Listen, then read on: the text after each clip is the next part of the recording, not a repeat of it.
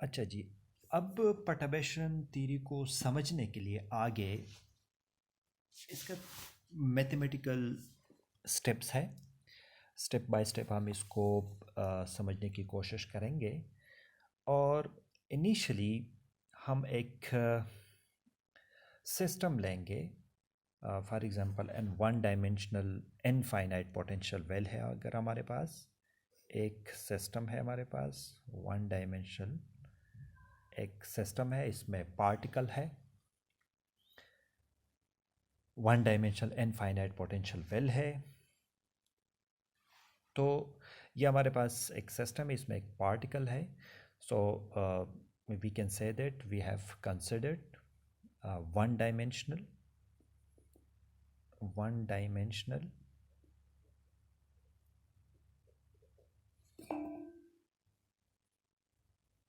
infinite potential well।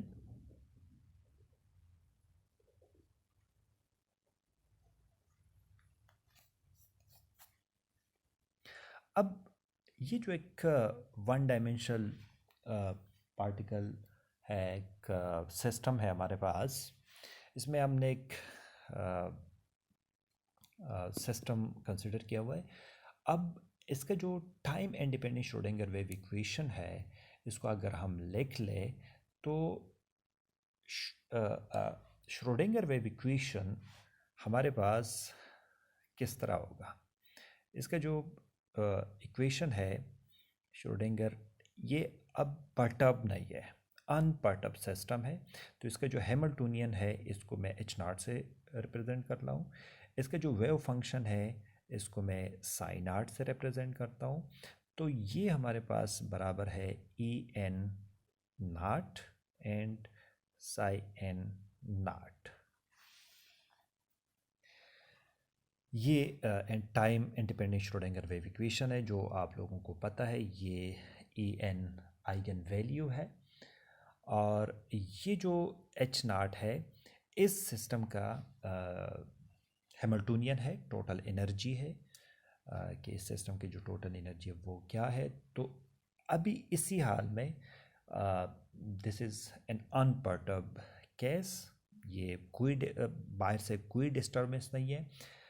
तो इसका जो हैमिल्टोनियन है एच नॉट है, इसका wave function psi n naught है, इसकी जो आइगन वैल्यू आ जाती है वो ये है और वही स्टेट हमारे पास वापस ही आ जाता है। इसको अगर मैं लिख लूँ कि this is equation number A. Now if we perturb the system by putting a little bump in the bottom of the well। अब अगर इस सिस्टम को मैं डिस्टर्ब कर लूँ किसी तरीके से और ये सिस्टम में थोड़ी सी डिस्टर्बेंस आ जाती है, फॉर एग्जांपल एक डिस्टर्बेंस आ गई इस सिस्टम में कुछ इस तरीके से। इसको डिस्टर्ब करने की बहुत सारे तरीके हैं। इधर से एक बम्प कर ले तो ये सिस्टम डिस्टर्ब हो जाएगा। So if I can write down now if we perturb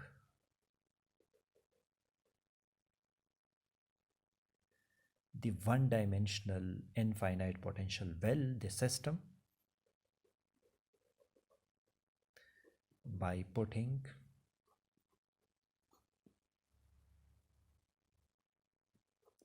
a little bump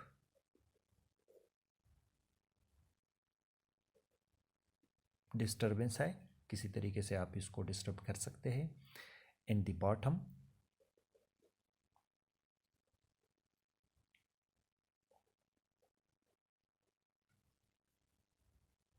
of the well।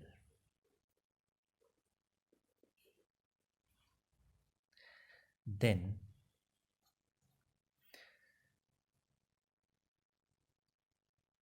now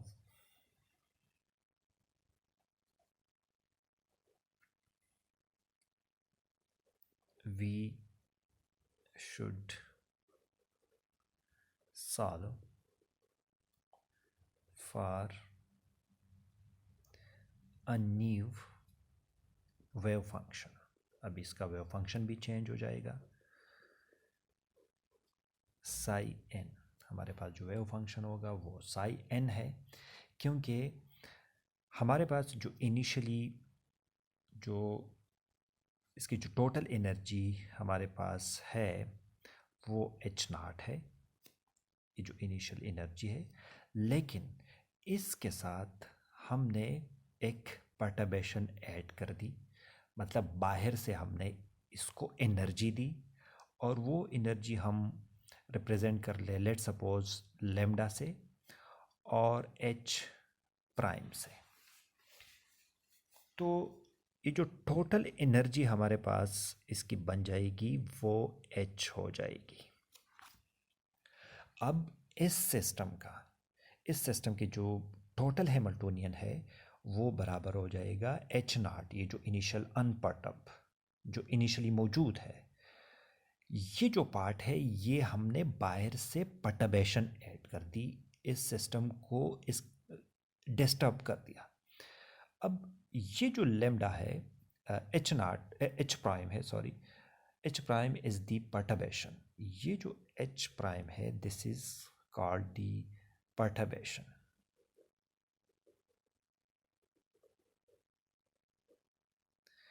और ये जो लेमडा है is a small number of perturbation. It shows the strength of the perturbation, कि perturbation किस order में है। So this is a small number of perturbation.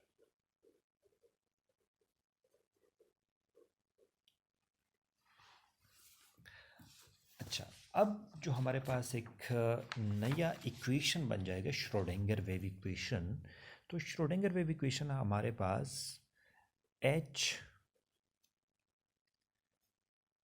एक new wave function psi n which is equal to एक new energy E n और वही state Sai N. तो ये हमारे पास एक न्यू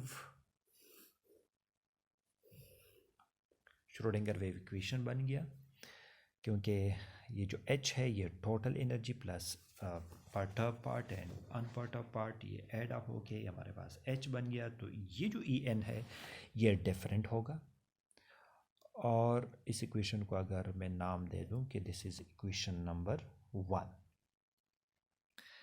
अच्छा, अब ये जो इक्वेशन है इसको हमने सॉल्व करना है, क्योंकि ये एक नया वेव फंक्शन हमारे पास आ गया साई एन एक नया वेव फंक्शन है, तो इसकी जो एनर्जी है वो भी एक नई एनर्जी है। तो ये हमने इसको देखना है और इसको हमने सॉल्व करना है।